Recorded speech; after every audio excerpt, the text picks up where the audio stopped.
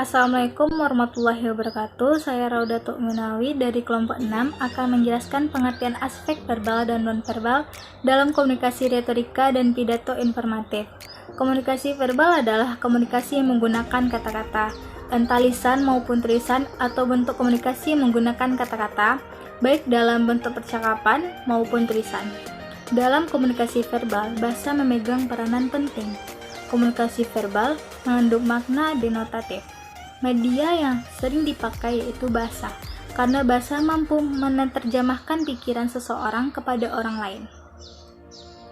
Komunikasi nonverbal menepati posisi penting. Banyak komunikasi verbal tidak efektif hanya karena komunikatornya tidak menggunakan komunikasi nonverbal dengan baik dalam waktu bersamaan. Melalui komunikasi nonverbal, orang bisa mengambil suatu kesimpulan tentang berbagai macam perasaan orang, baik rasa senang, benci, cinta, kangen, dan berbagai macam perasaan lainnya. Bentuk komunikasi nonverbal sendiri adalah bahasa isyarat, ekspresi wajah, sandi, simbol-simbol, pakaian seragam, warna, dan intonasi suara.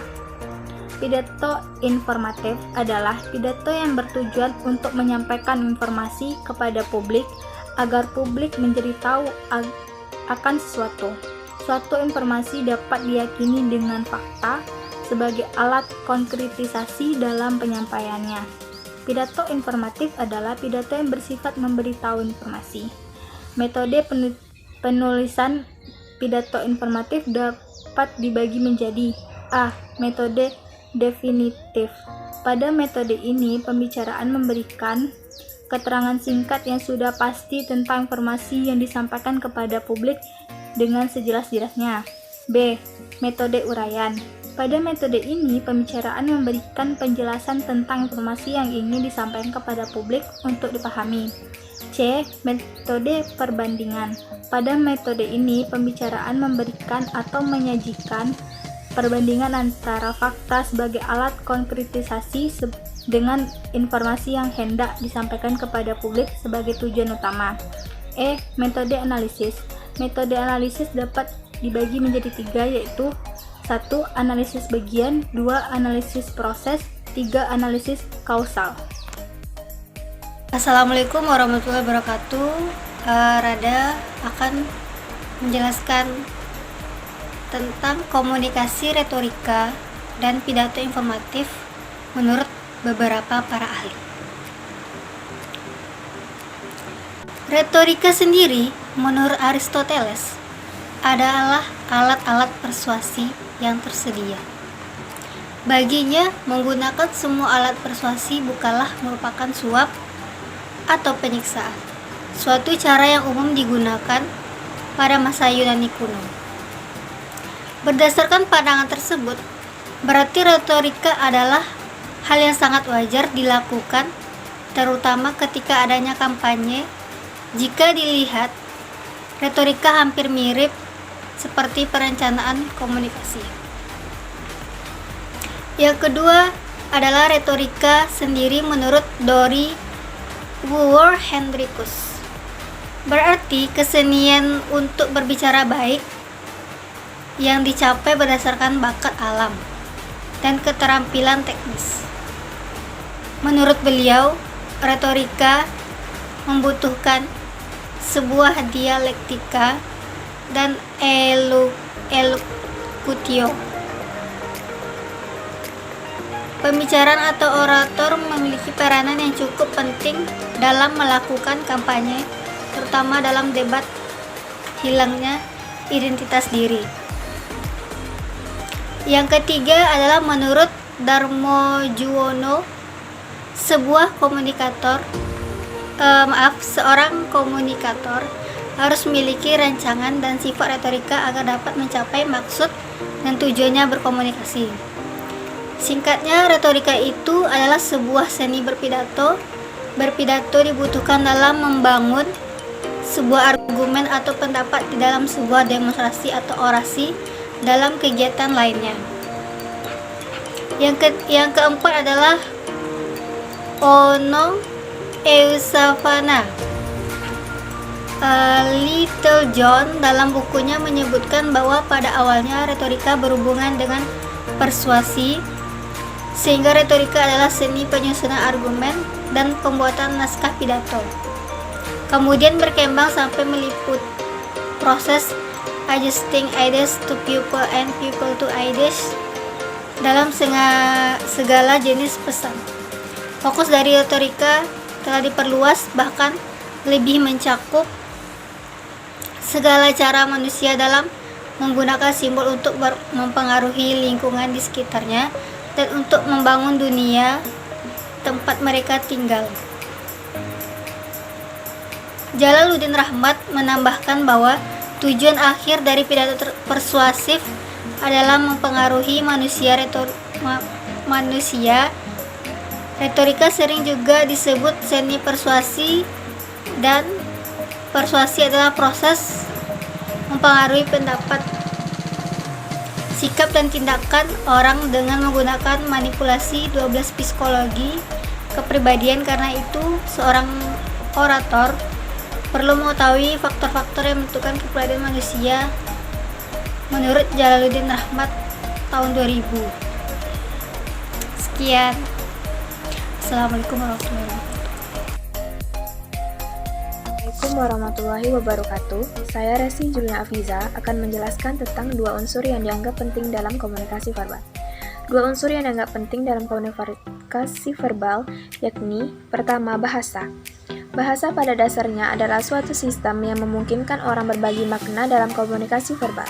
Lambang bahasa yang dipergunakan adalah bahasa lisan, tertulis pada kertas ataupun elektronik.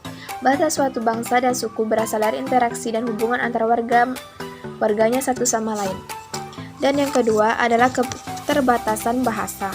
Keterbatasan bahasa ini adalah keterbatasan jumlah kata yang tersedia untuk mewakili objek. Kata-kata adalah kategori-kategori untuk merujuk pada objek tertentu, seperti orang, benda, peristiwa, sifat, perasaan, dan sebagainya. Tidak semua kata tersedia untuk merujuk pada objek. Suatu kata hanya mewakili realitas, tetapi bukan realita itu sendiri. Kata-kata sifat dalam bahasa cenderung bersifat dikromonis, misalnya baik, buruk, kaya raya, pintar, bodoh, dan sebagainya. Sekian dari saya. Assalamualaikum warahmatullahi wabarakatuh. Baiklah, saya Nur Ulia Jana akan menjelaskan materi yang keempat, yaitu perbedaan aspek verbal dan nonverbal. Menurut pemikiran Donstadt dan kawan-kawan, terdapat 3 perbedaan di antara keduanya, yaitu kesengajaan pesan, tingkat simbolisme dalam tindakan atau pesan, dan pemrosesan mekanisme.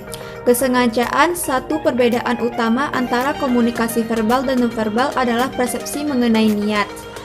Pada umumnya, niat ini menjadi lebih penting ketika kita membicarakan lambang atau kode verbal.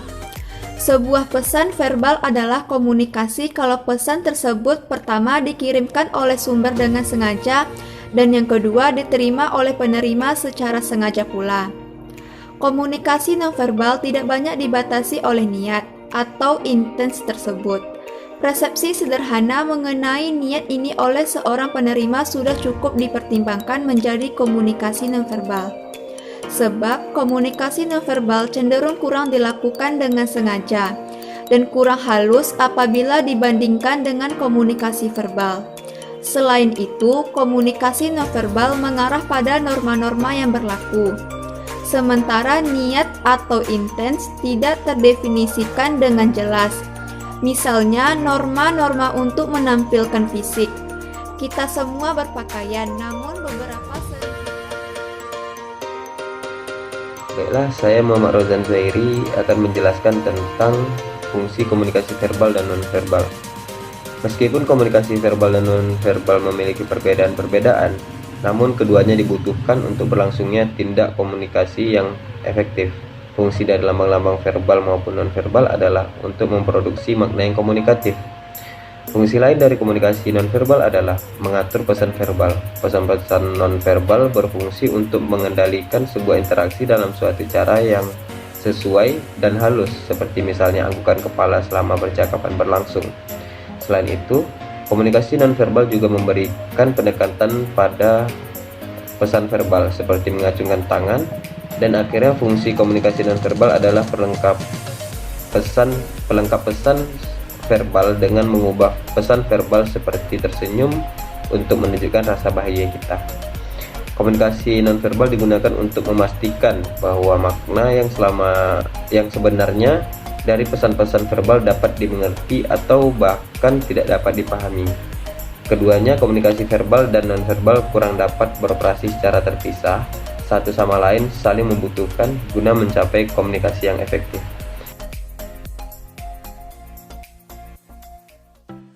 Baiklah, saya Oki Armansa akan menjelaskan kesimpulan dari materi ini. Komunikasi merupakan cara bagi setiap orang untuk saling berinteraksi terhadap satu sama lain. Komunikasi dapat disampaikan dalam bentuk verbal maupun non-verbal.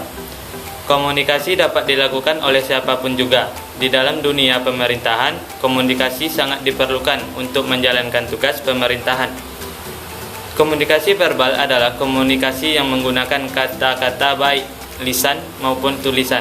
Beberapa unsur penting dalam komunikasi verbal yaitu bahasa dan kata, sedangkan komunikasi nonverbal adalah komunikasi yang pesannya dikemas dalam bentuk nonverbal tanpa kata-kata, lebih kepada ekspresi, sedangkan pidato informatif adalah pidato yang bertujuan untuk menyampaikan informasi kepada publik agar publik menjadi tahu akan sesuatu. Suatu informasi dapat diyakini dengan fakta sebagai alat konkretisasi dalam penyajiannya. Pidato informatif adalah pidato yang bersifat memberitahu informasi. Pembicara berusaha menjelaskan suatu masalah sejelas-jelasnya agar pendengar menjadi tahu dan paham. Untuk itu, pembicara menyampaikan contoh perbandingan, keterangan, grafik, gambar, bagai skema denah, dan lain-lainnya, yang semuanya itu sangat mendukung penjelasan agar tujuan pidato tercapai, yaitu pendengaran menjadi tahu dan memahami apa yang disampaikan. Sekian dari makalah kami, lebih kurang dan mohon maaf. Terima kasih. Wassalamualaikum warahmatullahi wabarakatuh.